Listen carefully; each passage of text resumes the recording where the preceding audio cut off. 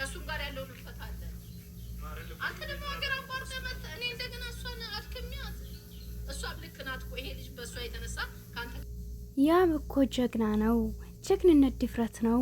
እውቀት የታደለው ትዕግስት ማስተዋል ከአምላክ የተቸረው ወንድነት ጀግንነት ወንድነት ክብር ነው።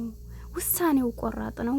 የበላይ በቤቱ ለልጆቹ አባት አዛኝ ነው ለሚስቱ ለእንሰቱ ደስታ የሳቅ ምንጭ ሆነው ታባት ምስጢር ነው ታባት ቅኔ ነው።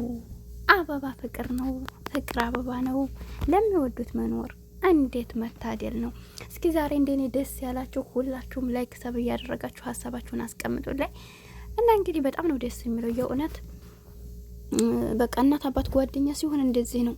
እኔ ባለፈውም ሲጀመር ማዘሯን ሄዶ ይቅርታ በጠየቀ ታይም ላይ ያባደረገው ነገር ተበሳጭተዋል። ማዘሯ ልክ ስላላደለ ስተት ስላለብን ነገር ግን ያንን ስተቱን እንዲታረመው ተንበርክኮ ሲጠይቅ እንደሚወዳት ነግረዋት ነበር። ማዘሯ ታውቃላችሁ፣ እናት ብልህ ናት፣ ታውቃለች፣ ለልጇ ጥሩ ነገሮችን ታውቃለችና በዛን ሰዓት ነበር ይቅርታ እንድታደርግለት ያሰበችው። ትናንትና ራሱ እንደዛ ብሎ ሲሄድ በጣም ነው የደነገጡት። እስካሁን አልተስተካከለም እንዴ ነው ያሉትና አሁንም ቢሆን ይኸው በእነሱ ግፊት እንግዲህ ከመታረቅ ደረጃና ውስጣቸውም ላይ ፍቅር ስላለ ባንድ ላይ ሆነዋል። እንዲሁም ደግሞ የልዑል መሄድ ራሱ አናዶት ነበር እሱን።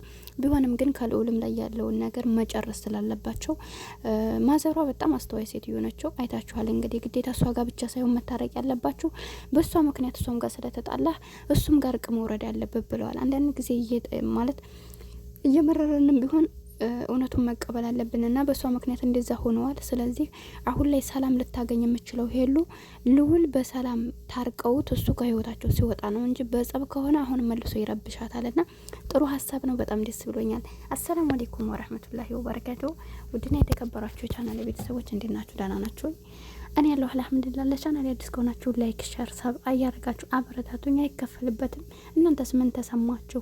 መቼም የተጣላ ሰው ሲታረቅ ሁሉም ሰው ደስ ይለዋል ብዬ ተስፋ አድርጋለሁ።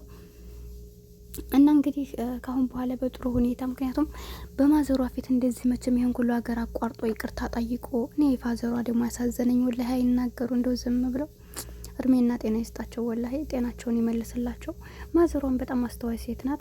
ለልጇ ብቻ ሳይሆን ለሁሉም ሰው በኩል አይን የምታይ ማዘር ናትና አላህ ጤናዋን ይስጠላት ማለት ነው።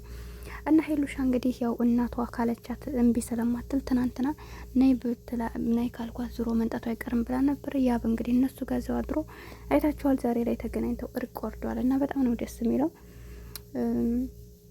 ስለዚህ ካሁን በኋላ ያብም ደግሞ ምንም ነገር አያጠፋም ብዬ ተስፋ አደርጋለሁ። ያንም ያለው ነገር ከህይወቱ አስወጥቷት እንደሆነ ተስፋ እናደርጋለን። ካሁን በኋላ ስህተት ከሰራ ከሄሉ ልክ ነው። እኛ በራሳችን ራሱ እሱ የሚባል ሰው አበራው እንዳትሆን ነው እኛ ራሱ ምንለው። ምክንያቱም ይሄን ኩላ መስዋዕት ከፍሎ እሷን ለማግኘት ከጣረ በኋላ ችግር ይፈጥራል ብዬ አላስብም። ችግር እንኳን ቢፈጥርም የሚጎዳው እሱ ነው እንጂ ሄሉ ምንም ይቀርባት ነገር የለም። የሰው ልጅ ይቅር ማለት ጥሩ ነው። እድል መስጠቱ ሀሪፍ ነው። እናንተ አትግፉ እንጂ የሰው ልጅ ከገፋችሁ ችግር የለውም። ግን እናንተ ላለመግፋት ሰውን ጥንቃቄ ማድረጉ ጥሩ ነውና ሄሉ ሁለተኛ እድል በመስጠቷ በጣም ደስ ብሎናል። አሁን በኋላ ጥሩ ህይወት እንኖራለን። ግን ሄሉ ያው እምቢ ማለቷም ጥሩ ነው። በእርግጥ የሰው ልጅ የበለጠ እንዲቀርባችሁ የበለጠ ጠንካራ እንዲሆናችሁ እንዲያቀት ሆናላችሁና ትንሽ አስፈትፍተዋል። ሀሪፍ ነው። ወንድ ልጅም ደግሞ ወንድም ይሁን ሴት ለሚፈልገው ነገር ወደ ኋላ ለማያችሁት አይደለ? የማይፈልጋችሁ ሰው ነው በአንዴ ጥርና ከዛ በኋላ የራሷ ጉዳይ ብሎ ይተዋቸዋል። የሚወዳችሁ ሰው ግን መክፈል ያለበት መስዋዕት ጥግ ድረስ ነው የሚከፍለው። በቃ ያቺ ሴት ለኔ ጠቃሚ ናት፣ እሷ በቃ ጥሩ ናት፣ ለልጆቼ ናት፣ ሚስቴ በቃ በብዙ ነገር ትቆጥበኛለች፣ ትዳሬ ከሷ ጋር ነው የሚያምረው ብሎ ሲወዳችሁ ልክ እንደዚህ ነው። ማንንም አይፈራም በእናንተ ጉዳይ ላይ በማንም አያፍርባችሁም። አንዳንድ ሰዎች ግን በከልብ የማይወዳችሁ ሰው ግን ጓደኛ እንዲያችሁ አይፈልግም። ስለነሱ እንድታነሱ አይፈልግም። ብቻ ብዙ ነገር ቤተሰብ እንዲያስተዋውቃችሁ አይፈልግም። በቃ በስተጀርባ ነው ጨዋታው። ገብቷችኋል? አይዋ እና ውድ ተመልካቾች እንግዲህ እውነት ለመናገር በጣም ነው ደስ ያለኝ። ስለዚህ ካሁን በኋላ ልዑል ከህይወታችሁ መውጣት አለበት። አብሮ መሄዱ በጣም ጸብ እንደሚመጣ ነበር ግምት ነው። ነገር ግን ቤተሰቦቹ አስተዋይ ስለሆኑ ከሱም ጋር ያለውን ነገር ታውቃላችሁ። ፍቅርን በፍቅር ነው ማሸነፍ የምትችሉት እና ሽንት በሽንት አይታጠብም ይባላል። እሱ ላደረገው ነገር ድጋሜ ደግሞ ያብሱን እማታለሁ ብሎ ችግር ውስጥ እንዲገቡ ስለማልፈለጉ እሷም ልክ ናት ከጎኗ ስለነበር ብለው በሁለቱም ጎን በማየት እንግዲህ ከሱም ጋር ያለውን ችግር አብረው እንዲፈቱ አድርገዋል። በጣም ነው ደስ የሚለው። ካሁን በኋላ በቃ ካላስ ያብ ዋናው ነገር ከሄሉ ጋር መሆኑ ነው ደስ የሚለው እና ጠግ ድረስ ለምፈልጉን ነገር ዋጋ መክፈልን ልመዱ። እናንተ በዛ ነገር ደስተኛ ከምትሆኑ ከሆነ እምነቱ ካላችሁ የሱን ጥሩ ነገር ብቻ ሳይሆን ደካማ ጎኑን መሸፈን የምችሉ አይነት ሰው ከሆናችሁ ማጣት የሌለባችሁን ሰው ማጣት የለባችሁም። ጠግ ድረስ በመጓዝ ነገሮችን መፍታትን መልመድ ግድ ይላችኋልና ስለዚህ ያብ ደግሞ አይታችኋል፣ ጠግ ድረስ ነው የተጓዘው። እንደዛ በጥፊ እያጮለችው ሁላ ተንበርክኮ ሁሌም እየለመናት እንደ ስትለውን በመቆጣት በቃ የሚወዳችሁ ሰው እንደዛ ነው። በቃ ይሆናላ የራሷ ጉዳይ ብሎ የሚተዋችሁ ምንም አይነት ነገር የለም። የሚጠላችሁ ሰውና ለእናንተ ግን የሆነ ጥቅማ ጥቅም ፈልጉ እናንተ ጋር እንትን የሚል ነገር ያችን የሚፈልጋትን ነገር ማግኘት የማይችልበት መንገድ ከሆነ በቃ መሀል ላይ ጋፕ ያቆማል። እንዲሁም ደግሞ የእናንተ ምንም መቋቋም አይችልም በሆነ አጋጣሚ ማለት ነው። የሚወዳችሁ ሰው ግን ይናደድባችኋል፣ ይበሳጫል፣ ይወዳችኋልም ይቆጣችኋልም። በቃ የሆነ ብዙ ነገሮችን ያሳያችኋል። ገብቷችኋል አይደለም? ግን ተስፋ አይቆርጥም እና ሄሉ በምታደርገው ነገር ሲናደድም ሲበሳጭባትም ሲቆጣትም በቃ ሲያዝንባትም ሲስቅም ሲደሰትም ብቻ ብዙ ነገሮችን አሳልፏል።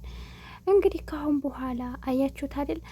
አላህ ያገናኘውን ነገር ማንም ሰው ሊለየው አይችልም። በመሀላችን ምንም አይነት መሰናክል ሲፈጠር እኛ ጠንካሮች ከሆነ የምንፈልገው ነገር ከኛ ሊያመልጥ አይችልም። እናንተ ደግሞ እውነታ ካለው ያነ ሰው ደግሞ አላህ ብቻ ሳይሆን ሰውም ማስተዋል ይችላል። ገባችሁ? እኛ አሁን ያበሳቱ ላይ ላደረገው ነገር ሁላችንም ፈርደን ነበር። ግን ደግሞ ከሰው ስህተት ከበረት ዝገት አይጠፋም።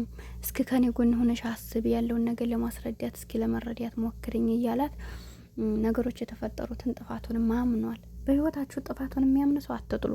መጥፎ ማለት አስመሳይ ሰው ማለት በጀርባችሁ በቃ ሊያጠፋው ጥፋት ይቅር የማይል በቃ ሁሌም እሱ ልክ ነኝ እያለ የሚያስብ ሰው፣ ያጠፋውን ጥፋት ለመሸፈን ሲል ሌላ ውሸት የሚዋሻችሁ ሰው፣ እንደዚህ አይነት ሰው ነው መጥፎ ሰው ማለት። ግን እሳ ላጠፋው ጥፋት በቃ ይሄ ጥፋት ነው ልክ ነው፣ ግን ደግሞ ተጨባጭ ያለው ማስረጃ ይሄን ያረኩት በይሄ ምክንያት ነው ብሎ ማስረጃ ከሰጣችሁ፣ እንዲሁም ደግሞ ያንን ነገር እስከማስተካከል ጊዜ ስጡ ብሏችሁ ጊዜ ሰጣችሁት፣ በዛች ጊዜ ውስጥ ያንን ነገር ከህይወቱ ካወጣ ይሄ ትክክለኛ ሰው ነው። ሰው ሆኖ እንግዲህ የማይገጥመን ነገር የለም። ያለፈ ታሪክ የሌለው ሰው የለም። ማንም ሰው ያለፈ ታሪክ ይኖረዋል። እና ያለፈ ታሪክ ደግሞ ታውቃላችሁ እናንተ ህይወት ውስጥ ስትገቡ እስከዛሬ እኮ ዙሮ አያችሁም፣ ከጎናችሁ እኮ መሆን አይፈልግም። ግን ደግሞ እናንተ ጥሩ ደረጃ ላይ ስትደርሱ ያነ ሰው ይመጣል። ገባችሁ አይደል? እንደነዚህ አይነትን ሰዎች ታዲያ አብሯችሁ ያለ ሰው መረዳት መቻል አለበት። ለምሳሌ እኔ ካሁን በፊት ትዳር ካለኝ አሁን ላይ ግን ያማረ ህይወት ካለኝ እርግጠኛ ነኝ ያነ ሰው ይመጣል። ገባችኋ? ለምን? አንደኛ የሱ የነበርኩ ሰው ሌላ ሰው ጋር ስላየኝ፣ ከሌላ ሰው ጋር ስላየኝ ደግሞ ውጤታማ አድርገው ያንን ሰው ካየ በጣም ነው የሚናደዱት። ብዙ ሰው የእናንተ ደስታ የማያስደስታቸው ሰዎች አሉ። የጣላችሁን ነገር ወርቆ እንዲቀር የሚፈልጉ ሰዎች ስላሉ ያንን ነገር ቲንክ ማድረግ አለባችሁ። ለምን ወዴት ብለን ማስተዋል አለብን እንጂ ግዴታ ለመመጣ ብቻ ብለን ትዳር መበተን የለብንም። ይህን ለማለት እወዳለሁ። ስህተት ካለብኝ አርሙኝ። ቻናሌን ሰብስክራይብ ያርጋችሁ አበረታቱኝ። በቀጣይ ቪዲዮ እስከምንገናኝ ሰላማችሁ ይብዛልኝ። አሰላሙ